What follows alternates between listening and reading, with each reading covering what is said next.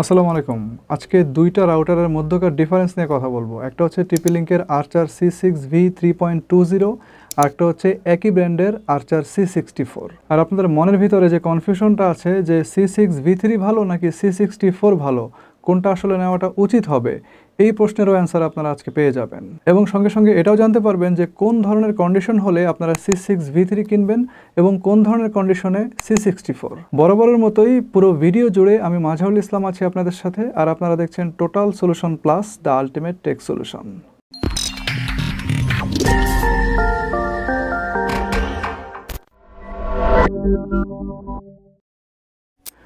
প্রথমেই আসেন দুইটার ফ্রিকোয়েন্সি ব্যান্ডউইথে যে পার্থক্যটা আছে সেটা জানিয়ে দিচ্ছি।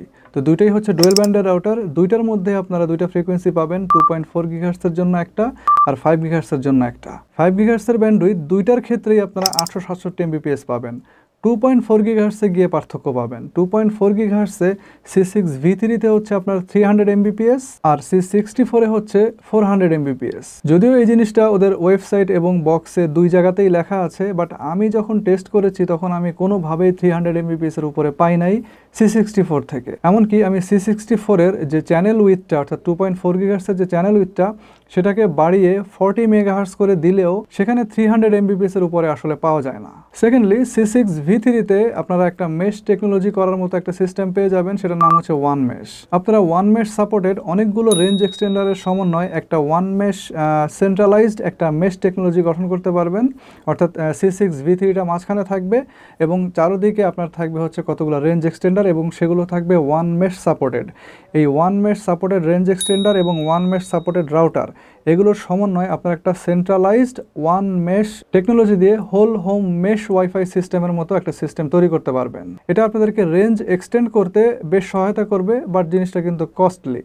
আর C64-এ এই অপশনটাই নাই। দেন সিপিইউ। আপনার C6v3-তে মিডিয়াটেকের একটি ডুয়েল কোর সিপিইউ ইউজ করা হয়েছে, যেটার আপনার ক্লক স্পিড হচ্ছে 880 MHz। আর অপরদিকে C64-এ কোয়ালকমের একটি সিপিইউ ইউজ করা হয়েছে এবং এটা হচ্ছে 1.2 GHz-এর অর্থাৎ 1200 MHz-এর একটি সিপিইউ এবং এটা হচ্ছে সিঙ্গেল কোরের। তো ডুয়েল কোর সিপিইউ 880 MHz ভালো হবে নাকি সিঙ্গেল কোর সিপিইউ 1200 MHz ভালো হবে, এই জিনিসটা আমি আমার ভিডিওর পরবর্তী অংশে আপনাদেরকে ব্যাখ্যা করে দিচ্ছি। এবার যে ডিফারেন্সটার কথা বলবো সেটা মোস্ট অফ দ্য ইউজারের কাছে খুব বেশি ইম্পর্টেন্ট এবং সেটা হচ্ছে রেঞ্জ। আর C64 এই রাউটারটি এই রেঞ্জের দিক থেকে বেশ খানিকটা এগিয়ে আছে। আপনি C6v3 থেকে মোটামুটি মানের যে কোনো বাসা থেকে 1500 স্কোয়ার ফিটের একটা রেঞ্জ পাবেন। অর্থাৎ আপনার বাসা যদি একেবারে খোলামেলাও হয় আপনি দেখবেন যে 1500 থেকে 1600 স্কোয়ার ফিট রেঞ্জের উপরে সেটা যাচ্ছে না। আবার ধরেন যে কিছু বাসা থাকে একটু ব্যাকাতাড়া, দুইটা রুম এইদিকে দুইটা রুম ওই দিকে, আবার মাঝখানে দেখা যাচ্ছে লবি, আবার ওই কোনার দিকে আরেকটা রুম থাকে। তো এই ধরনের অ্যাব্রো থ্যাব্রো যেসব বাসা থাকে এইগুলোতে আপনার C6v3-টা বেশ খানিকটা স্ট্রাগল করে। বাট C64 রাউটারটা আবার এদিক থেকে উইনার। আপনার বাসা যদি খুব বেশি পরিমাণে এলোমেলো না থাকে, মানে মারাত্মক রকম এলোমেলো না হয়, তাহলে আপনি এখান থেকে মোটামুটি 2000 স্কোয়ার ফিটের মতো রেঞ্জ অনায়াসে পেয়ে যাবেন। তো যে কোনো কন্ডিশনে আমাদের পার্সোনাল টেস্টের রেজাল্ট হচ্ছে আপনার C6v3-র তুলনায় C64 রাউটারটা প্রায় 400 থেকে 300, কোনো ক্ষেত্রে 500 স্কোয়ার ফিটের মতো আপনার রেঞ্জ বেশি দেয়। এবার পারফরমেন্স। দুইটা রাউটারের এন্টিনার যে গেইন সেটা কিন্তু একই, অর্থাৎ 5 dBi। বাট আপনারা কিন্তু এতক্ষণ শুনলেন যে C6v3-র তুলনায় C64 এই রাউটারের রেঞ্জ বেশি। তো এর কারণটা কি? তার আগে আপনাকে এই রাউটার দুইটার সিপিইউ সম্পর্কে একটু ধারণা রাখতে হবে। তো একটা সিপিইউর অর্থাৎ রাউটারের সিপিইউ বলেন, যে কোনো সিপিইউ বলেন, সাধারণত দুইটা অংশ থাকে। একটা হচ্ছে কোর অর্থাৎ কোরের সংখ্যা আর একটা হচ্ছে এর ক্লক স্পিড। তো ক্লক স্পিডের উপরে ডিপেন্ড করবে আসলে রাউটারের যে ডাটা প্রসেসিং সেটা কতটা ফাস্ট হবে, আর কোরের উপরে ডিপেন্ড করবে সে মাল্টিটাস্কিং কতগুলো একসঙ্গে করতে পারবে এবং কত ভালোভাবে করতে পারবে সেটা। এই দুইটা রাউটারে ক্লক স্পিড এবং কোরের সংখ্যা একটার সঙ্গে আরেকটা কিন্তু অল্টারনেট করে দেওয়া আছে। অর্থাৎ একটাতে দেখবেন কোরের সংখ্যা বেশি, আবার ওইটার মেগাহার্টজ কম, অর্থাৎ আপনার ক্লক স্পিড কম, আবার আরেকটাতে দেখবেন কোরের সংখ্যা কম কিন্তু এটার মেগাহার্টজ বেশি, অর্থাৎ ক্লক স্পিড বেশি। অর্থাৎ যেটার কোর কম সেটার ক্লক স্পিড বেশি, আর যেটার কোর বেশি সেটার ক্লক স্পিড কম। যেমন C64 রাউটারে কোর কিন্তু সিঙ্গেল, আবার ক্লক স্পিড কিন্তু 1200 মেগাহার্টজ। দ্যাট মিনস এই রাউটারটা C6v3 এর তুলনায় খুব দ্রুত ডাটা প্রসেস করতে পারবে। আবার আপনার বাসায় যখন ডিভাইস সংখ্যা অতিরিক্ত বেশি হয়ে যাবে এবং সেগুলো দিয়ে অনেক ভারী ভারী কাজ করতে থাকবেন, বিভিন্ন ধরনের কাজ করতে থাকবেন, গেমিং, স্ট্রিমিং ইত্যাদি ইত্যাদি, তখন কিন্তু আপনার এই প্রসেসিং এর তুলনায় আপনার মাল্টিটাস্কিং ওয়ালা কোর যেগুলা, অর্থাৎ মাল্টিটাস্কিং ওয়ালা প্রসেসর যেগুলা, সেগুলো বেশি দরকার হবে। অর্থাৎ এখানে কিন্তু ডুয়েল কোর প্রসেসরটা বেশি ইফেক্টিভ হবে। প্লাস রাউটারের ফার্মওয়্যারের মধ্যে যে অপশনগুলো থাকবে, যেমন ধরেন quality of service, parental control অথবা এয়ার টাইম ফেয়ারনেসের মতো যে বিশেষায়িত ফিচারগুলো, এই ফিচারগুলো রান করাতেও কিন্তু আপনার মাল্টিটাস্কিং প্রসেসর যেগুলো, সেগুলো খুব ভালো কাজ করে। সো যদি চিন্তা করেন তাহলে মাল্টিটাস্কিং এর দিক থেকে আপনার C6v3 কিন্তু C64 এর তুলনায় অনেকটাই এগিয়ে আছে। তো এখানে বোঝার ব্যাপারটা হচ্ছে C64 রাউটারটা আপনার খুব দ্রুত ডাটা প্রসেস করতে পারে, বাট সে মাল্টিটাস্কিংয়ে খুব বেশি একটা পারদর্শী হবে না, যেহেতু তার কোরের সংখ্যা সিঙ্গেল। অপরদিকে C6v3 ডাটা প্রসেসিং রেটটা কম হলেও মাল্টিটাস্কিংয়ের দিক থেকে কিন্তু এগিয়ে আছে, কারণ তার প্রসেসর হচ্ছে ডুয়েল কোর। সো এখন দুইটা রাউটারের ক্ষেত্রেই বলতেছি, আপনার ক্লক স্পিড এবং কোরের সংখ্যা, এই দুইটা রাউটারের ভিতরেই আপনার একটা আর একটার যে অসুবিধা সেটাকে কম্পনসেট করে। কিভাবে কম্পনসেট করে? আপনার ধরেন C6v3-তে আপনার প্রসেসিং রেটটা স্লো হয়ে যাওয়ার ফলে সেখানে যে দেরিটা হবে সেটা কিন্তু সে আবার মাল্টিটাস্কিংয়ের মাধ্যমে, যেহেতু সে মাল্টিটাস্কিং করতে পারতেছে, মাল্টিটাস্কিংয়ের মাধ্যমে সেটাকে কিন্তু কম্পনসেট করতে পারবে।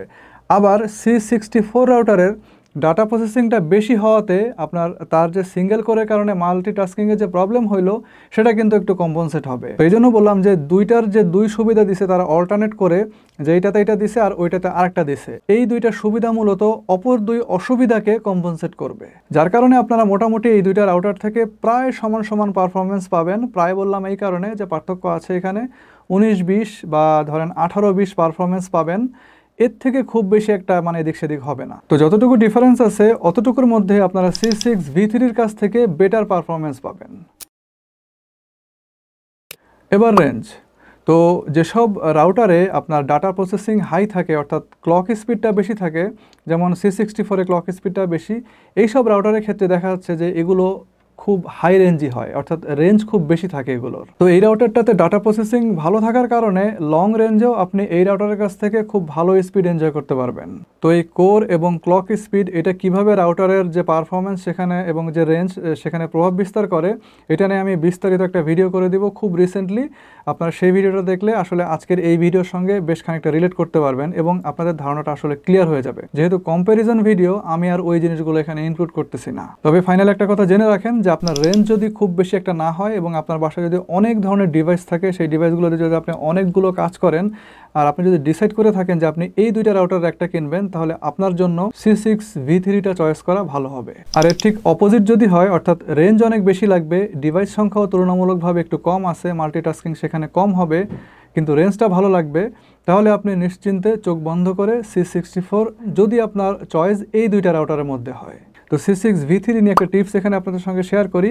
আপনার যদি আপনার ব্যান্ডউইথ নিয়ে কোনো সন্দেহ থাকে, আপনার যদি মনে হয় যে আপনার লাইনের ডাটা স্পিডটা অ্যাকুরেট না, অর্থাৎ আপনি যে ব্যান্ডউইথ নিয়েছেন তার সাথে আসলে ডাউনলোড স্পিডের কোনো মিল নাই, তাহলে C6v3 আপনার না নেওয়াটাই ভালো হবে। কারণ যেহেতু আপনার মাল্টিটাস্কিংয়ের কাজ, তাই আপনি এটা নিছেন, তার মানে প্রচুর পরিমাণ মাল্টিটাস্কিং সে করবে এবং এই মাল্টিটাস্কিংয়ের ফলে আপনার যে ডেটাগুলো আপনি আপলোড করবেন অথবা ডাউনলোড করবেন, সেগুলো ওই ন্যারো ব্যান্ডউইথ, কনজেস্টেড ব্যান্ডউইথ অথবা খারাপ ব্যান্ডউইথ, তার পক্ষে ট্রাভেল করানো পসিবল নাও হইতে পারে। এবং এই ট্রাভেলিংয়ে যদি কোনো সমস্যা দেখা দেয়, ডাটা আদান প্রদানে যদি কোনো প্রবলেম থাকে, তাহলে আপনি দেখবেন যে আপনার রাউটারটা নেট ছেড়ে দিচ্ছে। আপনার রাউটারের যে ব্লু বাতিটা থাকবে ইন্টারনেটের, সেটা দেখবেন যে কমলা বাতি শো করছে এবং কমলা বাতি শো করার সঙ্গে সঙ্গে আপনার নেটটা দেখবেন চলে গেছে। সে নিজে নিজে ডাটা স্পিড এবং ডাটা রেট এগুলো কাউন্ট করতে পারে। সো তার কাউন্টিং যখন মিলবে না, তখন কিন্তু সে এটাকে বাজে লাইন বলে লাইনটা ছেড়ে দিবে। তো এটা কিন্তু আদৌ কোনো রাউটারের প্রবলেম না, এটা হচ্ছে আপনার নেটের লাইনের প্রবলেম। রাউটারের প্রবলেম থাকতে পারে, সেটা ভিন্ন জিনিস, দু একটাতে হবে।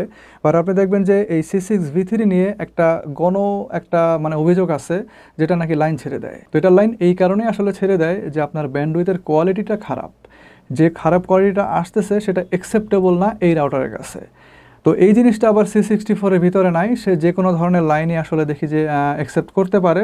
তো আপনার যদি মনে হয় যে আপনার লাইনের সমস্যা আছে, সন্দেহ আছে আপনার লাইনের কোয়ালিটি নিয়ে, আপনি তাহলে C64 এর দিকে যাবেন, C6v3 এর দিকে না।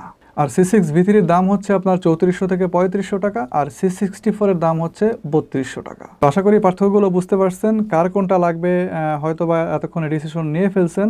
যদি ভিডিওটা এই কাজের জন্য আপনার কাছে হেল্পফুল মনে হয় তাহলে অবশ্যই ভিডিওতে লাইক দিবেন, ভিডিওটা শেয়ার করবেন এবং সেই সঙ্গে সাবস্ক্রাইব করতে ভুলবেন না চ্যানেলটা। শীঘ্রই আসবো অন্য কোনো নতুন ভিডিও নিয়ে, নতুন কোনো রিভিউ নিয়ে। সে পর্যন্ত সবাই ভালো থাকবেন এবং সুস্থ থাকবেন। আল্লাহ হাফেজ।